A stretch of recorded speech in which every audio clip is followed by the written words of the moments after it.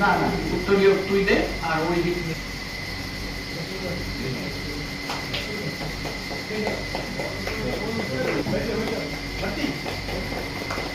চূড়ান্ত সিদ্ধান্তটা নিশ্চয়ই মানুষের মেধাই নেবে। একটা আমাদের সামনে সংকট, আমাদের পেশায় এই কৃত্রিম মেধার ফলে কিন্তু চাকরির সুযোগ কিছুটা কমবে, এটা বাস্তব।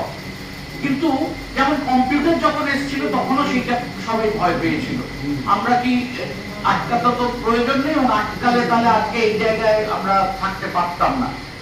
ফলে আমাদের নতুন করে তৈরি হতে হবে, কৃত্রিম মেধার মতো কাজ করবে, ওকে দিয়ে কাজ করানোর জন্য যে লোক মেধা তৈরি। So content writer এর job আমরা already বলছি, employee feedback, but human touch is essential, যেটা আমি বলছি। AI answer of India, কেউ বলতে পারবে?